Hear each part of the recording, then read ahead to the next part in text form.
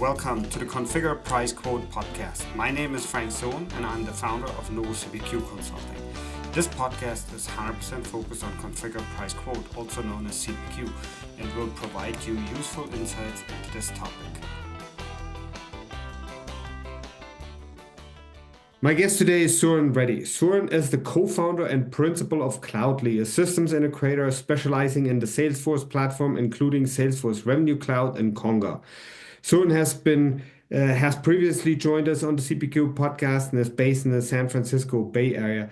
Welcome back to the CPQ podcast, Suren. Thank you, Frank. Thank you very much. Again, it's, I think, third time I am in the podcast, and always it is good experience, and also the questions that you ask are exceptional, and that generates a lot of value out of the conversation. Thank you very much. Very happy to have you, Suren. And let's start maybe by looking back at the last couple of times when you were on the podcast, right? So what belief about CPQ or quote to cash have you changed your mind on? And what experience forced that update? Again, not too much of changes happening in the CPQ world because too many players are there. The new thing that I can clearly talk about is Revenue Cloud Advanced, RCA from Salesforce. They have Revenue Cloud Advanced, Revenue Cloud Billing. It's kind of RCA plus RCB, they call it. And CPQ is no longer in kind of sale for customers. So they had to purchase RCA, implement RCA, that's Revenue Cloud Advanced, and on top of it, billing sits. And along with that, there are the App Exchange applications who does the revenue management that completes the cycle of quote to cash. The cash is the collection that includes, and revenue management is tail end. You can do it either in external ledgers, that is called accounts receivable, accounts payable, and general ledger modules, or you can do it in Salesforce as well. So the revenue management function brings in some of that back office systems into the front office. That's revenue management. There are App Exchange applications and some of the best practices that can be incorporated into that revenue management side of it. So RCA plus RCB plus RCC, I'm calling it, is Revenue Cloud Cash. So ABC, that completes the entire quote to cash gamut. And I think customers are going to gain a lot having everything under one core that is built, re-architected by Salesforce. I think it's a lot of value gains and productivity gains for the customers in the upcoming future. Excellent. And I'm pretty sure we'll talk more about that in a minute. But for you, I had to think about some special personal questions, right? So before we get into this stuff. So I was also wondering, since you built Cloudly while also living in a day-to-day field of implementations, right? So what's a moment that personally frustrated or surprised you enough that it changed how you lead Cloudly? Is there anything that comes to mind? So again, there are a lot of changes happened in the last 4 years, I can say. COVID pandemic, it kind of did a lot of changes from the operational point of view as well as the delivery point of view. And also after pandemic is over, now everybody into AI bandwagon. Now everybody's talking about AI. No AI, no conversation, and no seat at the table. So having the artificial intelligence and agents enablement on any application that you are building is the front and center of today's conversation, and on top of the customer's mind. And I see you're clearly energized by AI and agentic approaches, right? So in CPQ lately, what's the most human skill you've had to strengthen as AI gets better, either in yourself or in your teams? So AI can still not there on the emotional side of it, and also autonomous side of it. Because it needs a lot of task driven. It is you have to instruct and you have to tell what action to perform. It does that one. So it's more or less takes the data, and on top of it, it's a task driven, but eventually it needs to better at understanding the context, relevance, and also kind of expectation of the customer who is looking for the return on investment, basically the value here. So that's where agents need to improvise. But again, for that human capital, human intelligence is what need to augment with artificial intelligence so that it becomes a full intelligence. Again, it gives a relevant, context sensitive, and also very useful information. Once you combine artificial intelligence with the human intelligence, then I think it's super powerful. I like that. That's a new way to think about it, right? So human intelligence plus AI is full intelligence. Like that. Cool. Now I want to ask you one thing. You have lots of experience, right? So over 25 years, obviously, in multiple big next things, right? So that are coming up. I was just wondering in general, what are your thoughts on the current AI wave, especially in regards to CPQ?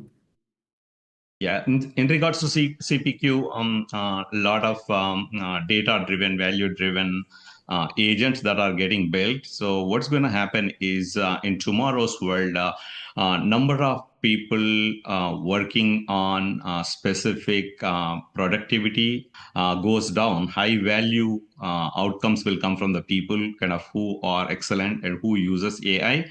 So companies will improve productivity and they thrive well under the combination of just now we talked about human intelligence plus artificial intelligence and also the data over the last 20, 30 years specific to industries and all that plays key role because you have a lot of data and the data mining is what a combination of humans and agents does. I think every step of the journey of the sales journey of the salesperson that includes quote to cash. Every step need to be automated or make it autonomous, and that autonomous thing is where excellence comes out. That's in line, if I understood it correctly, right? So with the agentic enterprise that Salesforce was touting at this year's Dreamforce, that's what you're getting at, right?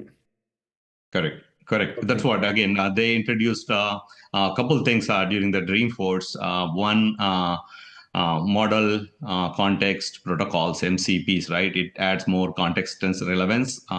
And also, they opened up Vibe, agentic Vibe, so Vibe coding, and you can bring in any piece of code and use that in that platform to build or empower agents. So you can open up this platform to have multi-cloud discussions, again, multi-agent discussions across the platforms with this open architecture that created by Agentforce with vibe coding and scripting. And that is really powerful. Again, now it's a game changer, I can say, in my opinion, and in the understanding from the partners, customers, and also Salesforce by themselves. Right now, customers will get most out of multiple platforms because the data is sitting in multiple platforms and our multiple systems. You take it that way. So now, talking to one agent, talking to other agent of other cloud, which could be data. So then the outcome will be kind of multi-fold because you don't have to invest on multiple platforms. All you need is Salesforce platform example. You have it, and you can have these agents go and talk and get the retrieve the needed information or perform the needed action and get what you are looking for. And that combination, right? Less investment and more throughput, more productivity comes with multi-cloud, multi-agent, and open platform architecture that's given by Agentforce. Before we get too deep into this, Suren, for listeners who may not have heard our previous episodes, can you briefly explain what Cloudly does today and the kinds of CPQ quote-to-cash problems that you're typically brought in to solve? Got it. So we have done several implementations, enterprise, commercial, and even small and medium businesses of CPQ Precise. We have dealt with the subscription usage and also standalone thing, plus the metered models where you can start and end at some time and calculate the bandwidth or calculate the usage based on that particular time, and those kind of tiered based or band-based implementations are done. And complex CPQ for different verticals. Examples: manufacturing has a little bit more complexity when compared with the regular CPQs with small and medium businesses. So manufacturing and also medical devices is the area where we have dealt with some complex scenarios, and that was a good eye opener for also testing the capabilities of the platform itself, and we were able to get creative and come up with solutions that sometimes not out of the box, but we are able to give a solution that adds a lot of value to customers on the CPQ side of it: configuring side, pricing side, and quoting side. Excellent. And when you look at your current customer base, what are the most common triggers that make a company say we need help with CPQ now? Is it complexity? Is it scale, renewals, pricing pressure, something else? It's more or less scale, right? If you have like few quotes or few kind of orders coming their way, then I think they can even do outside. But when the volume goes high and also complexity goes high, that's when they need the CPQ system, so that errors will be minimal and manual errors will be less, because it's everything is systemic and every step is automated or optimized. So the more is happening for the solving the complex scenarios of customers in the CPQ space. In our prep meeting, you mentioned that customers and partners feeling a little bit unsettled about the Congas Pros announcement, right? So I was just wondering, what kind of questions or concerns do you hear from your customers about this announcement? Yeah, so it's an excellent question, and a few of our customers where Conga is in play, where we have CLM, CPQ, and billing implementations. What we are hearing, only one concern is like, do we need to change anything, or is it going to impact anything to our current services? Do we need to look out for alternate options? Again, it's the customer mind is a little unsettled, where they wanted to see the options. Again, Conga may come up with good options with the combination of Conga and Pros jointly, and also with the new announcement of Salesforce Revenue Cloud, right? RCA. So they have the combination of CLM, CPQ, and billing and catalog management, product management, analytics, everything built into one platform, right? So if, again, customer is a little unsettled, and he may think about if the options, they have three options now, multiple options. Earlier, only two options. Now we are adding one extra Pros. With that, I think, yeah, there could be a little bit of evaluation, re-evaluation, whether if they have pain points, a re-evaluation comes into play. If they don't have pain points, again, it's running good and they don't have to worry about it. I think it stays for a while. But the people who are kind of having any concerns, again, having challenges and pain points, I think definitely they look out for see the best practices, and also evaluate all the three to see like what makes logical sense and which one gives them the better ROI. And again, one point I'd like to add along with this is now that CPQ is a little bit matured, and a lot of customer pain points are already addressed by all these providers, all the product companies. The thing that's going to work or help is best practices, and also making sure it's meeting all the current use cases and addressing the pain points is what that need to be addressed. I'll give you one example where one of our customer, where so they kind of are in the same situation where they said, do we get our current pain points plus the features that we requested for the last 1 year will be addressed as part of the advanced platform? Or if it's not meeting the need, then can you evaluate anything else? I think one or two places this happened. Then we kind of are partnered with Conga, working with them to give them the solution with the new platform. So I think, yeah, if that fits and that meets the need, customers are happy. I think, yeah, they'll get what they are looking for, and I think they'll stay on that same platform with the advanced capabilities that is embedded into it. Otherwise, I think, yeah, we'll always, again, there are multiple solutions, multiple systems available for partners to evaluate and also customers to think about it. And again, end of the day, they look for the options that gives the best value and also less pain when they use the systems and the volumes increases and when they scale up. Are you evaluating CPQ solutions? The Novo CPQ briefing subscription gives you vendor-neutral briefs you can read in minutes. They are built for the early step of selection, moving from a long list to a focused shortlist of 5 to 10 vendors. Each brief explains capabilities, where it fits, and what to watch out for. No hype. Many subscribers pair the briefs with AI tools like ChatGPT or Gemini to search faster and compare options. If you want clarity before RFPs and demos start, learn more at novocpq.com/cpq-briefing-subscription. Shortlist faster. Okay, then let's talk about Revenue Cloud Advanced. You're implementing RCA for enterprise customers right now. Can you walk us through what the real RCA program looks like on the ground with timeline, scope, and what good adoption requires? Okay. So it is a little bit of comprehensive RCA when they re-architected, they thought through very well.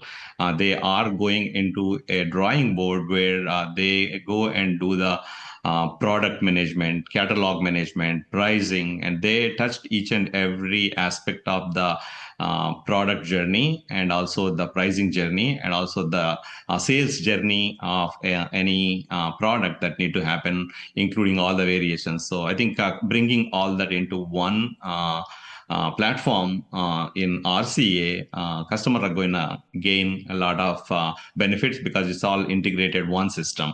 So definitely contracts are within this, orders are within that, quotes are within this, and pricing and also catalogs, products, everything within the same platform. So there are not too many integrations, touch points, and kind of data transfers or transformations between these modules in it because everything is embedded, all goes seamless.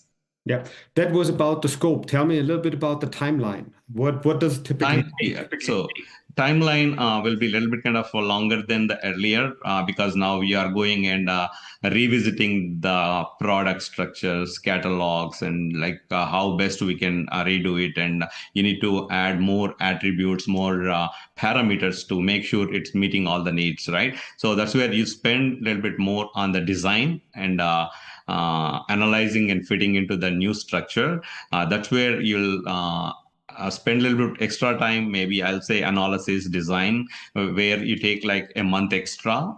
Earlier example, I'll give you 3 months used to be the implementation, 3 to 6 months used to be the implementation based on the complexity. Now it can go to 4 months to 8 months is what I am anticipating.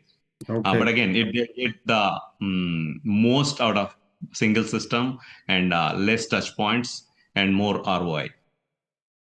Okay, so you said interest in AI is rising, but growth is still flat because customers need real success stories.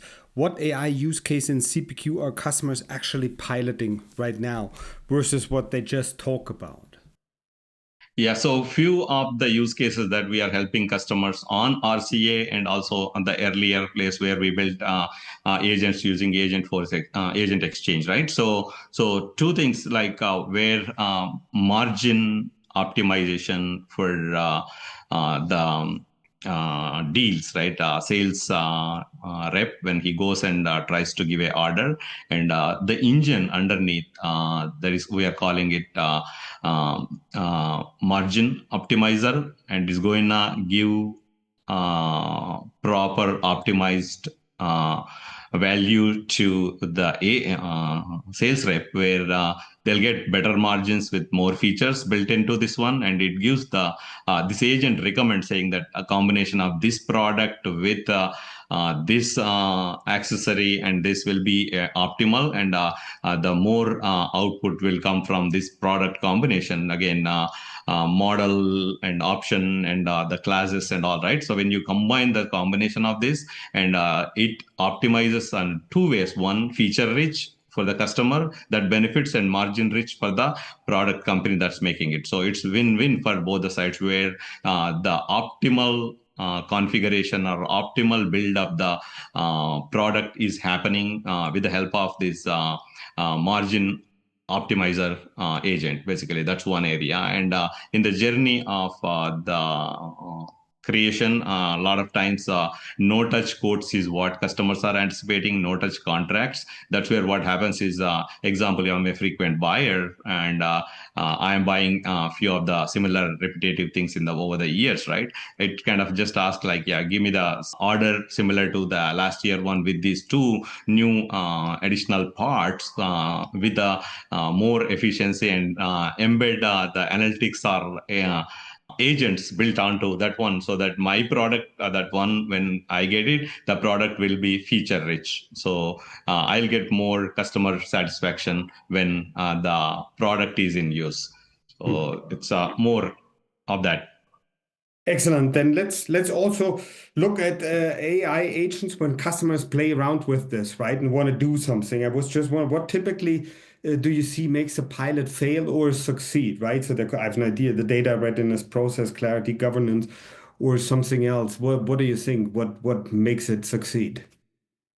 Again, definitely the data, right? Having that right data makes logical sense. Apart from the data, the expectation, right? The use cases are not clearly defined by anybody for this one. AI is widely used buzzword, and you clearly need to know what I should expect from this, right? That's where I think a lot of challenges are happening. And the customer use cases earlier, whatever has been documented, those use cases that need to be done right, better with these agents is what that we need to focus on. And investment wise, and also the time wise, and making it work on the new platform, right? It's taking a little bit of time.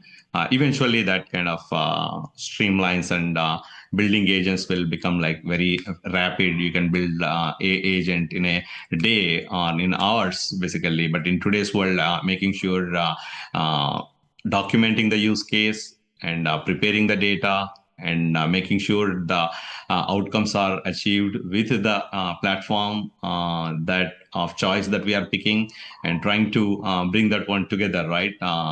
We have a little bit of challenges we have seen on the platform side, again, not functioning the way it's supposed to. That's where the time is taking a little longer, but eventually things will fall in place, and customers will get like most out of this one.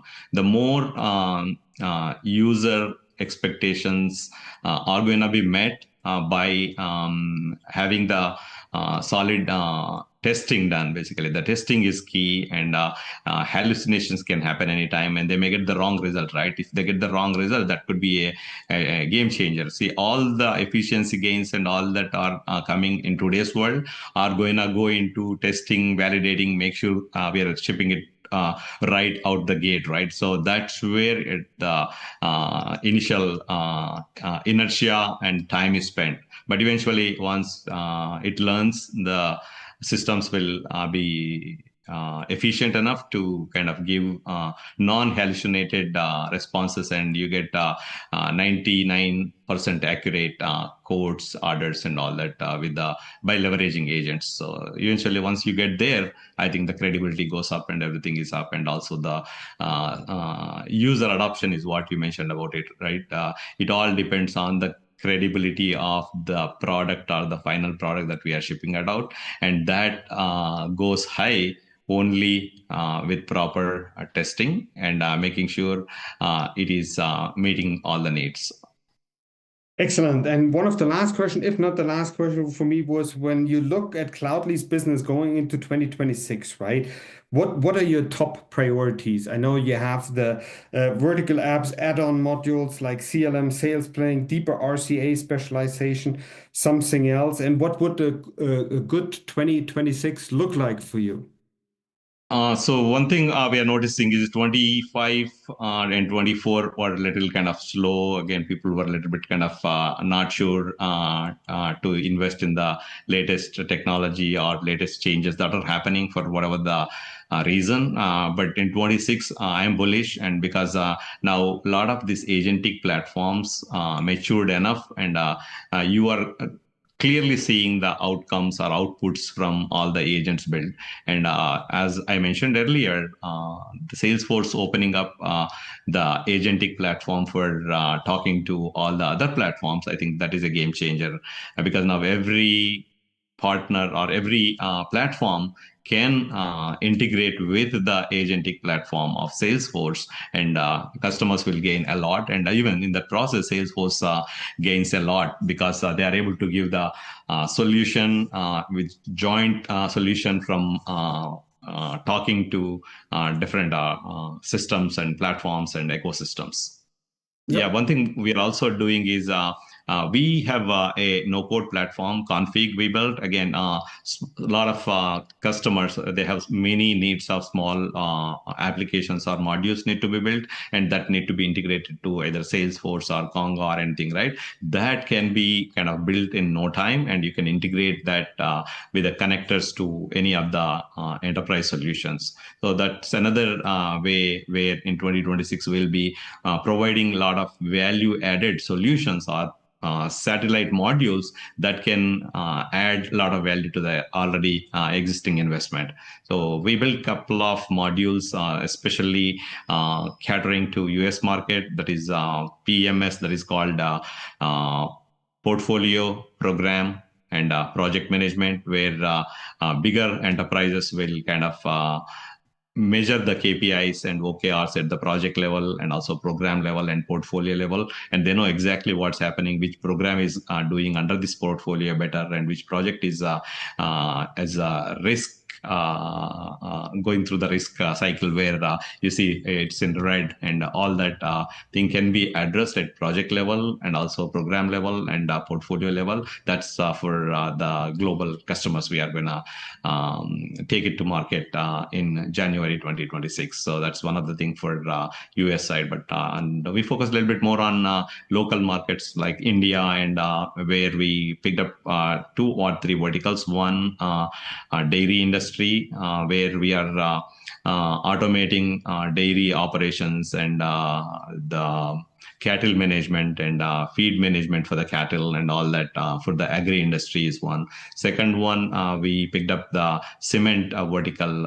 That is quality module that we built on for the ready mix cement plants, where example, you have a lot of plants where you are building the concrete blocks, and the strength of the blocks are kind of measured, and that is a quality module that can be integrated with the existing Tally system, or even with the SAP, Oracle, and Salesforce kind of systems. So that what happens is that quality and the strength and the optimized operations of the plants will directly get fed to the existing ERP module, so that they'll get the most out of this remote plants. So that's a second module where we have seen a lot of traction on that one. And one vertical that we are focusing, another one is a textile vertical, where we are building a textile ERP on that no-code platform. And also that is going to be very useful for all small and medium the textile industries related either factories as well as to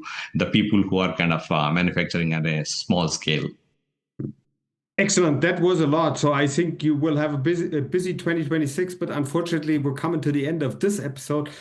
Hence, my last question, what's a good way for interested listeners to contact you in case they have any follow-up questions for you or your team? Yeah, so they can reach out to me at sreddy@cloudly.com on my email, and LinkedIn is always there, and hello@cloudly.com for any general needs.